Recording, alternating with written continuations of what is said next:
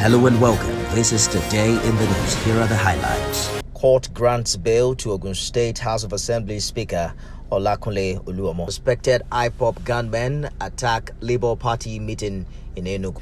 Benue State Governor says herdsmen militia operating in collaboration with terrorist groups. Federal government again sets up 14-man committee to look into grey areas of ASU demand.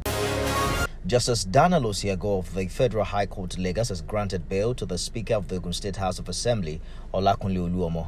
Others standing trial in the 2.475 billion naira money laundering and forgery charge are oladayo, who's the Director of Finance at the House, and taiwo Adeyemo, the clerk of the House of Assembly. They had earlier pleaded not guilty in the 11-count charge on Tuesday. The first defendant, Mr. Oluomo, was granted a 300 million naira bail with two sureties, one of whom must not be less than a level 16 civil servant in the Federal Civil Service. Second and third defendant, 100 million naira each with two sureties each, one of whom must not be less than level 14 in the Civil Service.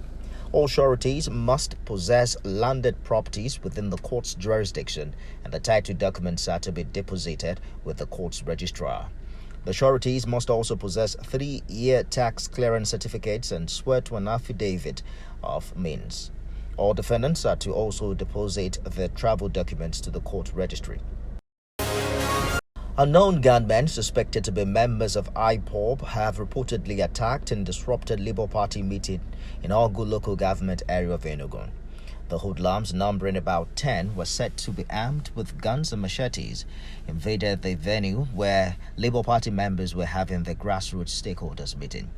Eyewitnesses' account disclosed that no casualty was recorded, but party members were reportedly wounded as they scampered for safety while trying to escape after the gunmen opened fire on the unsuspecting members.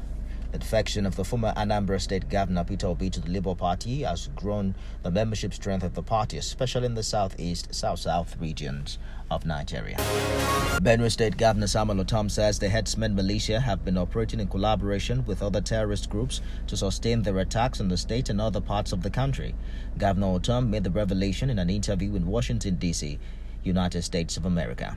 The governor pointed out that from the information available to him, Boko Haram, ISIS, ISWAP, and armed herdsmen are working for one agenda, emphasizing that they were the same group of people operating under different names. Governor Otom maintained that the enactment of the open grazing prohibition and ranches establishment law of the state was his administration's way of finding a solution to the lingering issue, which he noted has now exposed the agenda of the herdsmen to be beyond grazing of cattle.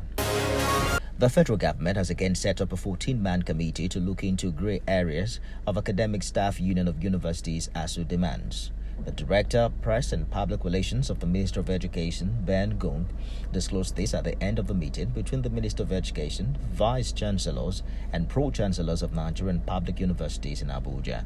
Mr. Gung said in a few days the committee would conclude and thereafter meet with President Buhari on its outcome. The grey areas include the no work, no pay and salary increment. The committee is made up of 4 pro-chancellors, 5 vice-chancellors, and 2 heads of government agencies.